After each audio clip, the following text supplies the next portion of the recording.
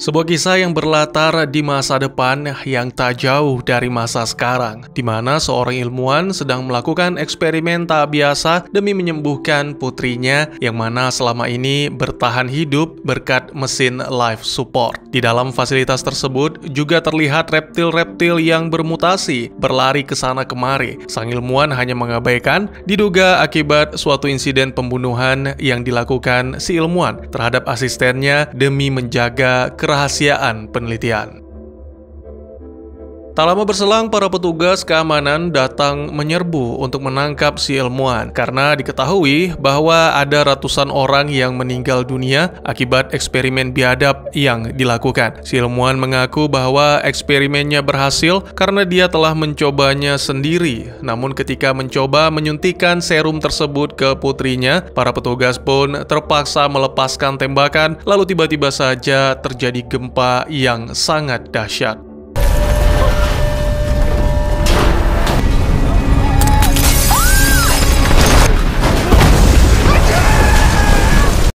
Ya, apa yang sebenarnya terjadi? Selamat datang dan selamat berjumpa kembali bersama saya Teguh Gusto. Bagaimanapun kabar dan dimanapun kalian berada, tentunya tak bosan-bosan saya mengingatkan untuk selalu berusaha dan berdoa serta bersyukur atas rezeki yang dilimpahkan kepada kita. Seperti biasa, saya akan bercerita tentang sebuah film yang mana kali ini berjudul Hwang-ya, rilis beberapa hari yang lalu, disutradarai oleh Heo Myung-hae serta dibintangi oleh para aktor yang rupawan, namun saya belum kenalan. Baik, tidak usah berlama-lama lagi, siapkan diri, siapkan kopi, dan selamat menyaksikan alur cerita yang seru ini. Ya, gempa bumi pada akhirnya menghancurkan seluruh wilayah tersebut, meninggalkan daratan tandus yang semakin hari semakin membusuk. Orang-orang kini hidup di pemukiman atau distrik kecil sembari mencari sumber daya yang sudah sangat langka, terutama air, karena lama sudah hujan tak lagi turun. Meninggalkan distrik bukanlah suatu keputusan yang bijak, karena semua orang merasa putus asa, sebagian besar di antara mereka menjadi jahat dan tak segan-segan untuk menghabiskan siapapun demi bisa makan dan minum. 3 tahun setelah bencana besar, ditampilkan salah satu tokoh utama kita, seorang pemuda bernama Ji-won, sedang memburu di tengah-tengah reruntuhan kota. Mungkin bagi kita tidak masuk akal, tapi tak lama berselang, muncul seekor buaya besar sehingga Ji-won segera memanah tanpa memperhitungkan akibatnya.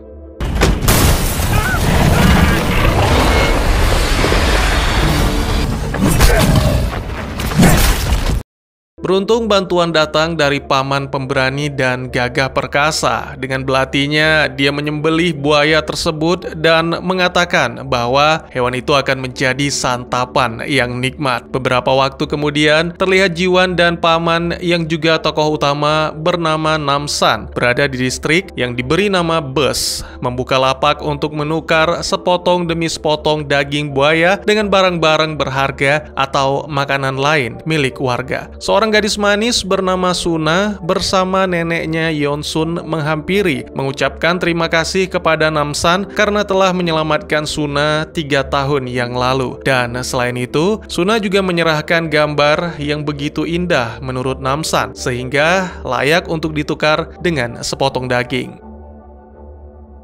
Ya, meskipun hidup serba kekurangan, tapi semua terlihat aman dan damai, sampai akhirnya suatu kelompok datang mengaku sebagai polisi dan memburu seorang pria yang cocok dengan gambarnya. Karena tak ada satu warga pun yang merespon, maka kelompok itu menangkap satu persatu dari warga. Barang siapa yang berani melawan, maka mereka tidak segan-segan akan melakukan kekerasan seperti yang terjadi pada pria ini.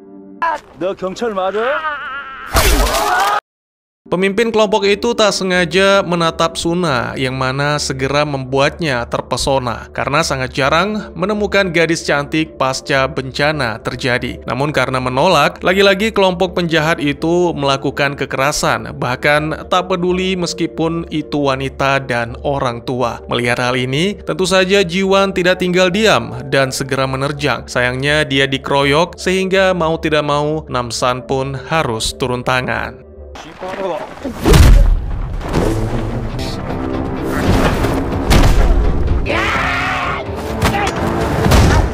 Tidak butuh waktu lama bagi Namsan untuk menumbangkan para cicungu itu. Segera dia mengorek informasi dan diketahuilah bahwa kelompok itu diperintah oleh Tiger, seseorang yang tak asing bagi Namsan. Selain itu, Namsan juga menemukan sebotol air yang merupakan barang langka. Si pria jahat menjelaskan bahwa air itu didapat di salah satu pemukiman yang disebut apartemen, di mana para penyintas yang menghuninya sedang membangun surga.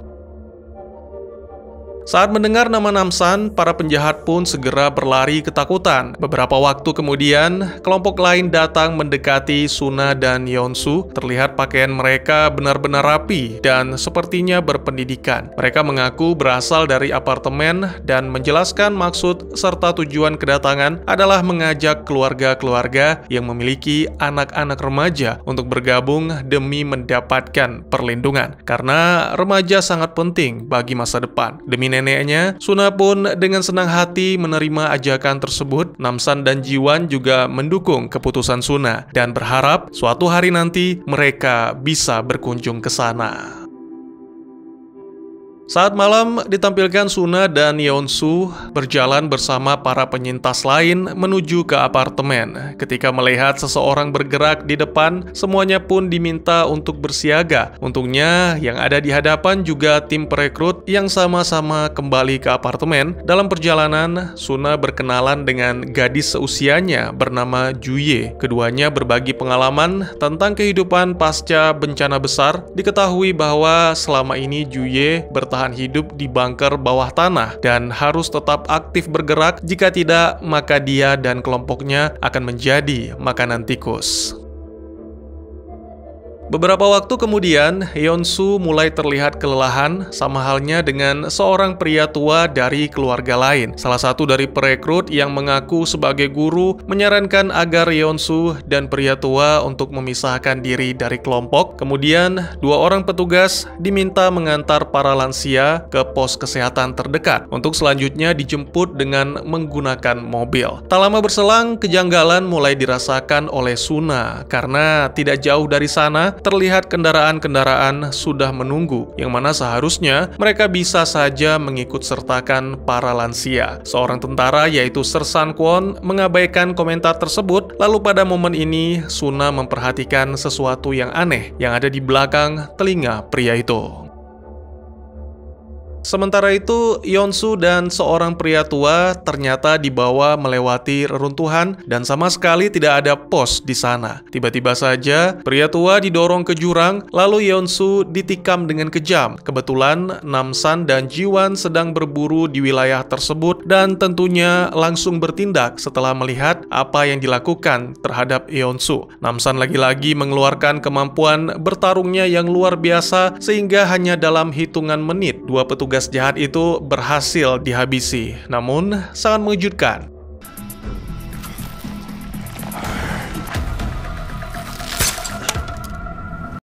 Ya, dua petugas tersebut bangkit dari kematian dan kembali bertarung, sehingga satu-satunya cara untuk benar-benar menghabisi mereka adalah memenggal kepala. Dua jagoan kita mendapat bantuan bukan dari teman ataupun lawan, tapi wanita yang diketahui bernama Lee Yun-ho itu mengatakan bahwa dirinya membutuhkan bantuan Namsan untuk membebaskan para rekan serta menyelamatkan penduduk apartemen. Beberapa waktu kemudian, setelah memberikan pemakaman yang layak kepada Nyonya Yeonsu, Namsan dan Jiwan mendengar penjelasan lebih lanjut dari Yun-ho bahwa dulunya wanita itu adalah bagian dari tentara yang ditugaskan untuk menyelamatkan para korban gempa bumi. Mereka menemukan gedung yang masih berdiri tegak dan menjadikan bangunan itu layak ditinggali untuk para penyintas.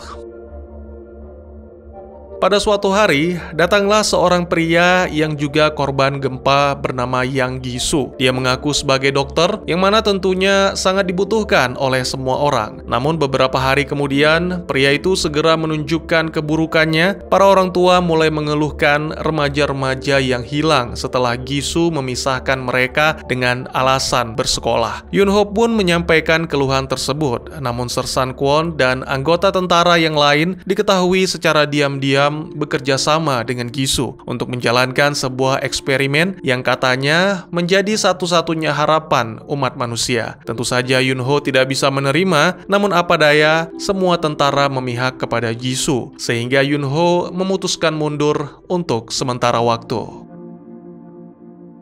Menyadari bahwa Suna berada dalam bahaya, segera Namsan dan Jiwan sepakat untuk menuju ke apartemen, tidak untuk membantu Yunho, dan bahkan jika Yunho berani menghalangi, maka Namsan akan membunuhnya. Tapi sebelum itu, mereka membutuhkan rencana untuk melewati pemeriksaan, karena penjagaan di apartemen bisa dibilang cukup ketat. Adegan berpindah ke beberapa waktu kemudian, di mana menampilkan reruntuhan yang tak jauh dari sana. Kelompok penjahat yang dipimpin oleh Tiger sedang mengadakan pertarungan hidup mati untuk bersenang-senang. Kelompok itu menculik para penyintas dan memaksa mereka untuk bertarung. Jika menolak, maka keluarga mereka akan dibunuh.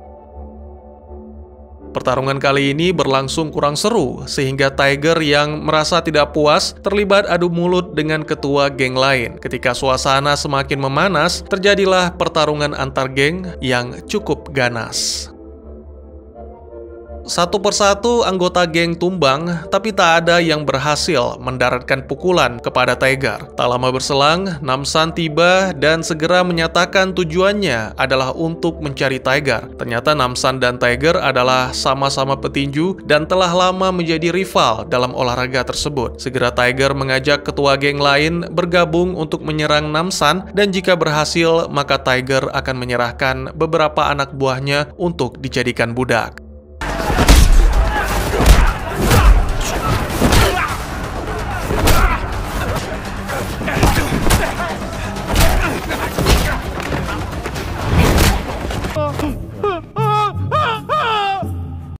Pertarungan yang terjadi sangatlah epik. Jiwan tidak hanya mengalahkan para anggota geng, tapi juga berhasil membebaskan para penyintas yang dikurung seperti binatang. Sedangkan Namsan tentunya sudah tidak perlu diragukan, paman yang satu ini dengan mudah mengalahkan Tiger, membuat hampir seluruh anak buahnya kabur. Selanjutnya, Namsan menanyai satu persatu dari anggota geng yang tersisa tentang di mana mereka mendapatkan air. Karena tidak ada yang mau menjawab, masing-masing dari anggota geng menerima pukulan keras yang membuat mereka pingsan. Melihat hal ini, membuat Tiger ketakutan dan akhirnya mengaku bahwa dia dan gengnya telah menyepakati kerjasama dengan para penghuni apartemen. Dalam perjanjiannya, kelompok Tiger akan membawa anak-anak dan para remaja untuk ditukar dengan air bersih. Tentu saja hal ini tidak bisa diterima oleh Jiwan dan Yunho, namun Namsan mencoba menenangkan karena dia akan mendaratkan tinjunya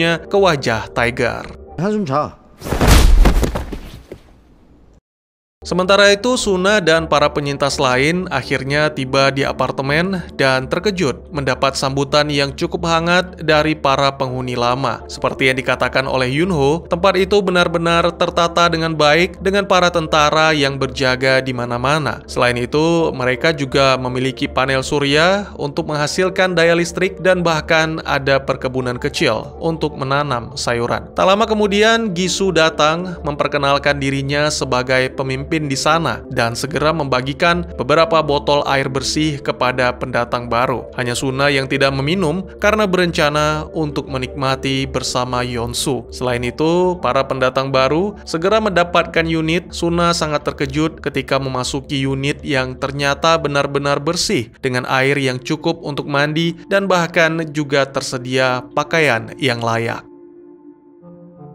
Setelah berganti pakaian, semuanya diminta untuk berkumpul kembali. Suna menanyakan kepada Kwon tentang kabar neneknya yang sampai saat ini masih belum tiba. Segera guru dengan ramah menyampaikan bahwa saat ini kendaraan sudah dikirim untuk menjemput dan kemungkinan tak lama lagi nenek Suna akan tiba. Selanjutnya, Suna diminta bergabung dengan para penghuni lama untuk mendengarkan Dr. Gisu yang mengumumkan nama-nama para siswa remaja berprestasi berprestasi, yang mana keluarga mereka akan mendapatkan unit apartemen yang lebih mewah, makanan dan minuman gratis, serta dibebaskan dari pekerjaan. Ya, semua penduduk apartemen diwajibkan bekerja di ruangan bawah tanah untuk menyaring air dan mengemasnya. Sedangkan siswa diwajibkan mengikuti pelajaran, jadi hanya para orang tua yang bisa menikmati hadiah, karena anak-anak mereka hidup secara terpisah di asrama bersama siswa-siswa lain.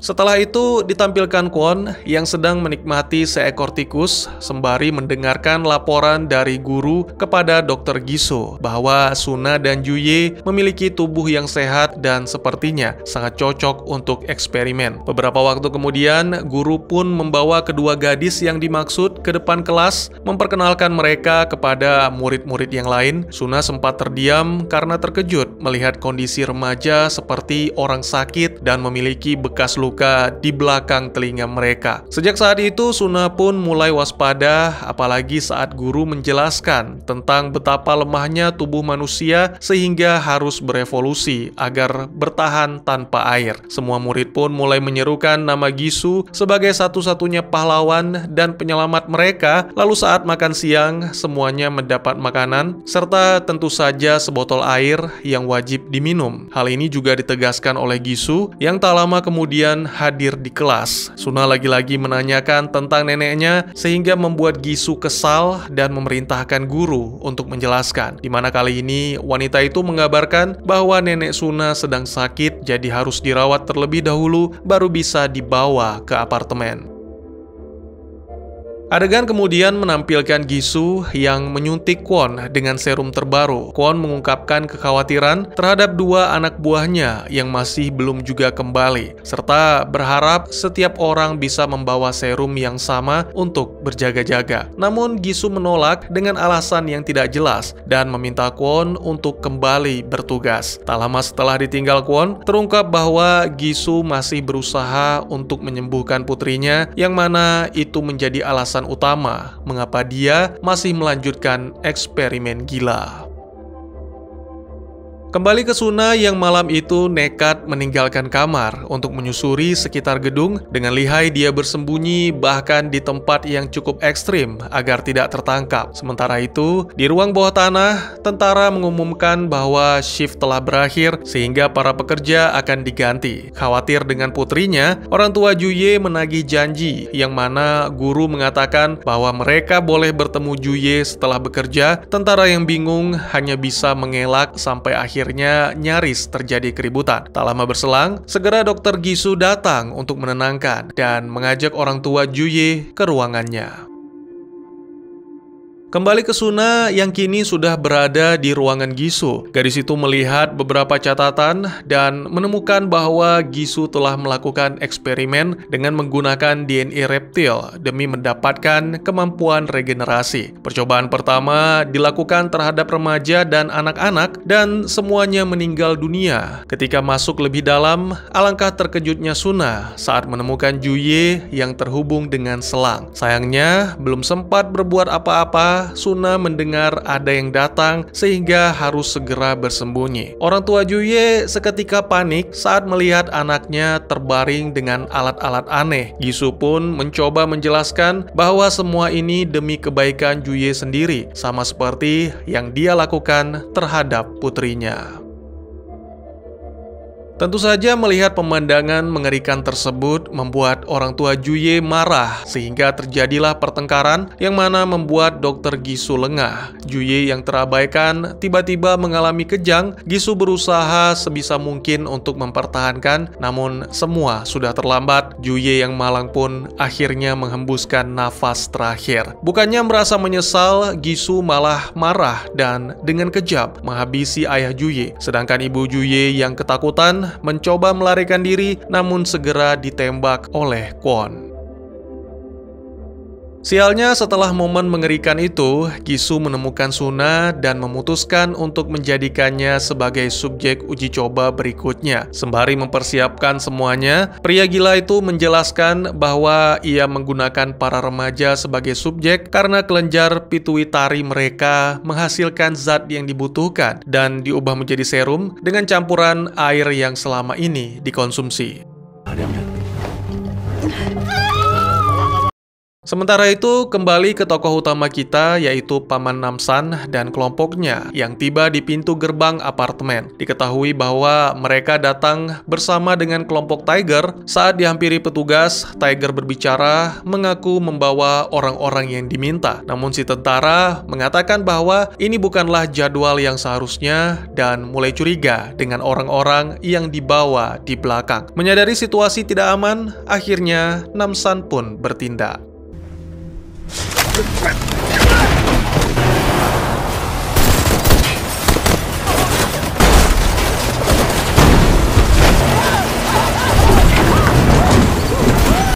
Setibanya di dalam, bukannya melepaskan tali dan beraksi, Tiger malah berteriak, berlari, dan bersembunyi. Sementara Namsan, Jiwan, dan Yunho bersiap dengan senjata untuk melanjutkan aksi mereka, lalu segera memulai baku tembak dengan tentara untuk membuka jalan.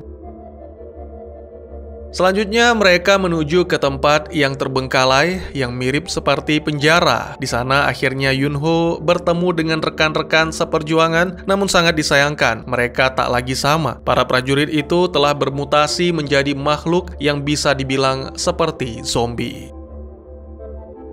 Hanya Namsan dan Jiwan yang bertarung, sementara Yunho terdiam ketakutan karena tidak bisa menyerang, meski para prajurit itu bukan lagi teman-temannya. Beruntung Jiwan segera meneriaki sehingga membuat Yunho tersadar. Wanita itu pun kemudian memenggal kepala salah satu rekan, dan akhirnya 3 jagoan kita bisa beraksi sebagai tim untuk menghabisi semua zombie. Segera setelah itu, lewat pengeras suara yang juga dihubungkan ke ruangan sel, Gisu mengumumkan bahwa dia akan membiarkan kelompok Namsan hidup jika mau pergi secara baik-baik. Namun Namsan menjawab, "우리 수나 데리고." Setelah telinganya dibuat sakit, Gisu kembali melanjutkan eksperimen dengan mengekstrak serum dari tubuh Suna. Sementara kelompok Namsan kembali melanjutkan aksi mereka, meledakkan pintu yang merupakan jebakan para tentara dan memulai baku tembak yang benar-benar gila. Namsan mengatakan kepada yang lainnya untuk menemukan Suna, sementara dirinya akan menahan para tentara. Namsan menembak pemadam api untuk mengacaukan penglihatan para tentara, lalu melepaskan tembakan. Ketika pelurunya habis, Namsan sama sekali tidak mundur. Dengan senjata andalan yaitu golok, pria itu maju untuk menebas semua yang menghalanginya. Setelah aksi yang luar biasa, Namsan menuju ke ruang bawah dan memerintahkan para pekerja untuk pergi mencari anak-anak mereka. Sementara itu, ditampilkan Jiwan dan Yunho yang mencari Suna sembari menembaki para tentara. Semakin lama, semakin banyak yang berdatangan dan seolah tak ada habisnya. Yunho pun berinisiatif untuk meminta Jiwan melanjutkan pencarian, sementara dirinya sekuat mungkin akan bertahan di sana. Yunho menampilkan gaya bertarung yang luar biasa sehingga mampu menumbangkan seluruh tentara. Kini yang tersisa hanya Kwon. Pertarungan kali ini tak kalah epik dengan yang sebelumnya, hanya saja tubuh Kwon telah diperkuat oleh serum. Bahkan ada sisik reptil di balik kulitnya yang mampu meredam serangan, dan tentu saja hal ini membuat Yunho tidak akan mampu mengimbanginya. Di lantai atas, Jiwan memeriksa setiap unit ruangan dan akhirnya menemukan kelas di mana dia dengan cepat menghabisi seorang penjaga. Secara diam-diam, guru mencoba menyelinap keluar untuk melarikan diri. Beruntung Jiwan segera menyadari, memaksa wanita itu untuk menunjukkan jalan ke ruangan Dr. Gisu. Sebelum ke sana, Jiwan meminta para siswa untuk melarikan diri. Namun anehnya, tak ada satupun yang merespon. Dalam perjalanan menuju ke ruangan Gisu, tiba-tiba saja mereka bertemu dengan Kwon. Meskipun tidak yakin, sebenarnya Jiwan telah siap bertarung. Tapi tak lama berselang, Paman Namsan muncul meminta Jiwan mencari Suna, sedangkan sisanya akan ditangani oleh Namsan.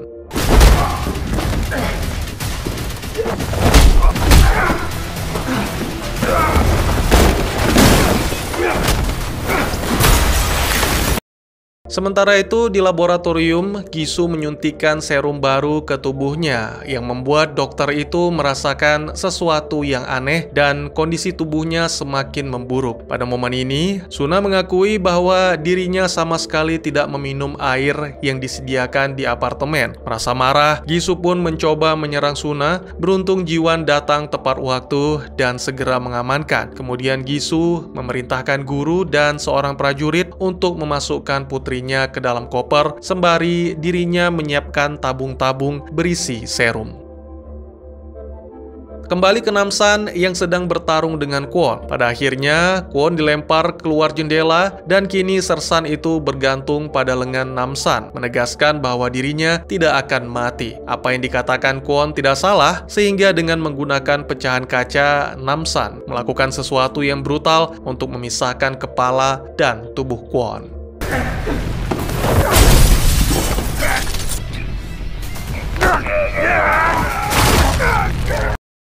Setelah itu, Namsan menuju ke ruangan Dr. Gisu, di mana Jiwan dihajar habis-habisan oleh seorang prajurit wanita. Begitu tiba, segera Namsan merebut pistol, menembaki guru, dan menghabisi si prajurit wanita. Guru memohon bantuan kepada Gisu, namun Gisu mengatakan bahwa tak ada yang bisa ia lakukan selain melarikan diri setelah sebelumnya melempar granat. Meski agak payah dalam bertarung, tapi lagi-lagi Jiwan berhasil melindungi Suna dari ledakan. Sementara ditampilkan Yunho yang terbangun, ya, wanita itu ternyata masih hidup, hanya saja mengalami luka parah. Di saat bersamaan, ditampilkan Namsan melihat ruangan Gisu yang terbakar dan bergegas menggunakan pintu untuk menerobos api, lalu mengeluarkan Jiwan dan Suna. Selain itu, juga ditampilkan Dr. Gisu yang dihampiri oleh para penduduk. Mengetahui pria itu hendak melarikan diri, tanpa pikir panjang, para penduduk segera memukuli karena seharusnya dialah yang bertanggung jawab atas apa yang dialami oleh anak-anak dan remaja. Pengeroyokan tersebut membuat tabung-tabung serum berjatuhan sehingga kini Gisu menjadi marah lalu melepaskan tembakan ke segala arah untuk menghabisi para penduduk. Tanpa ia sadari, tembakan tersebut juga mengenai kopernya. Gisu pun bergegas membuka dan sangat disayangkan kini putri Gisu telah benar-benar mati. Tiba-tiba saja Gisu mengalami muntah yang menandakan kondisi tubuhnya semakin memburuk. Suna mencoba menyadarkan Dr. Gisu bahwa apa yang dilakukannya salah, namun sang dokter malah marah, lalu berusaha menembak. Untungnya Paman Namsan datang tepat waktu, dan dia segera menghabisi Dr. Gisu untuk selamanya.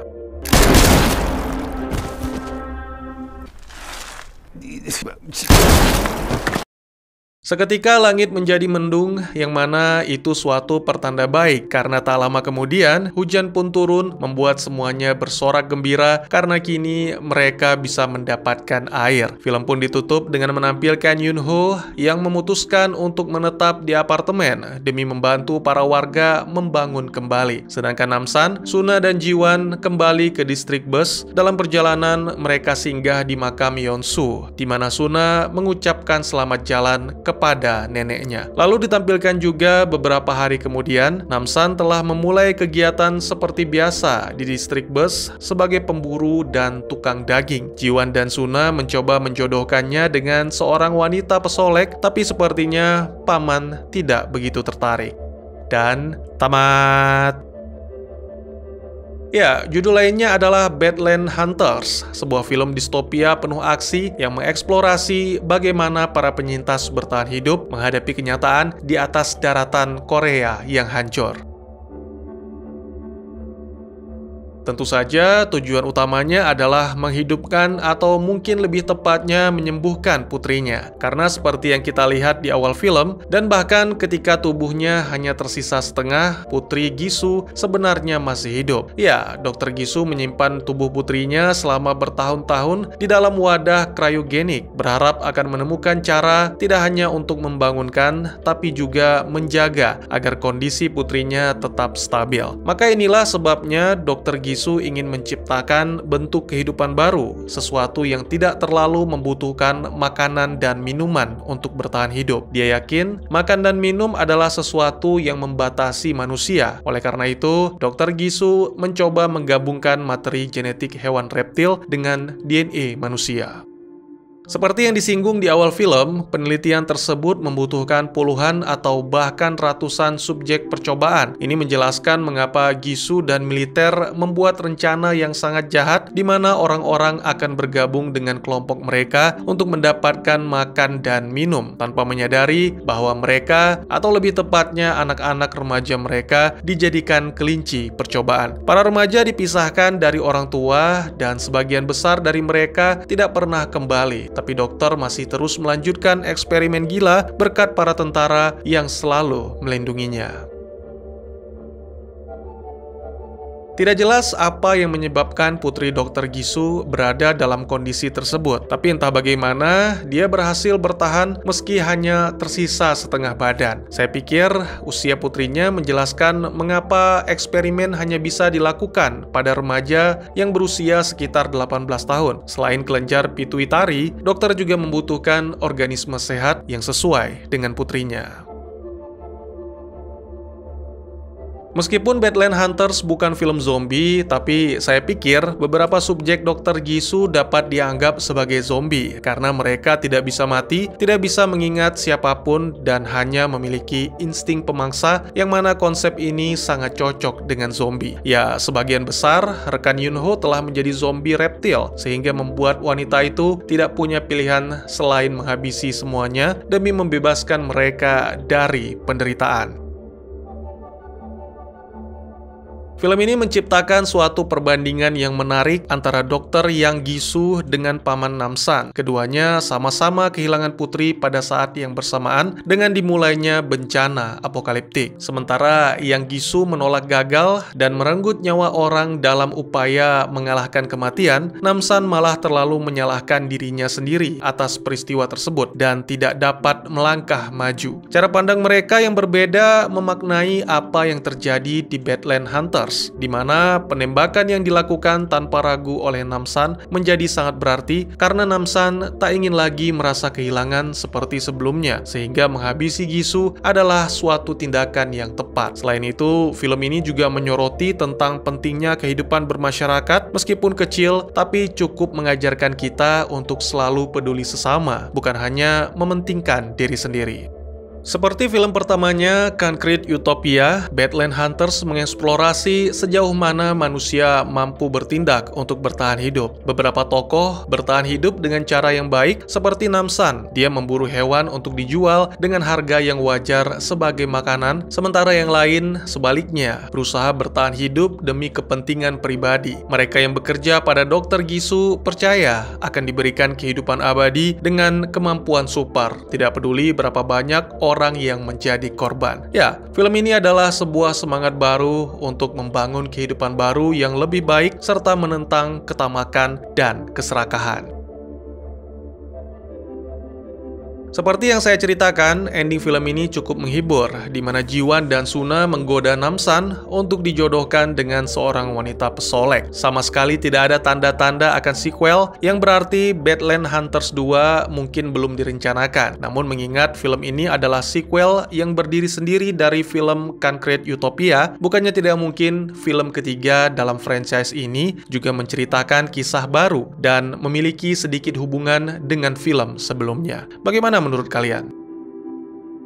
Kurang lebih demikian, terima kasih buat yang sudah menyaksikan. Silakan memberikan komentar, bertanya, ataupun merequest kira-kira film apa yang menarik untuk dibahas. Bisa lewat kolom komentar, atau buat yang malu-malu bisa via DM ke Instagram saya di @teguhgusto. Insya Allah pasti akan dibaca. Mari kita jadikan kolom komentar sebagai sarana penambah wawasan dan menciptakan jalinan persaudaraan, bukan malah menjadikannya sebagai tempat pembulian sehingga menciptakan permusuhan. Jangan lupa untuk dukung terus channel ini dengan cara share, like, dan subscribe, karena dukungan dari kalian sangat berharga bagi saya demi perkembangan channel ini. Saya Gusto, sampai jumpa di video selanjutnya. Tetap semangat, tetap bersyukur setiap hari. Dadah!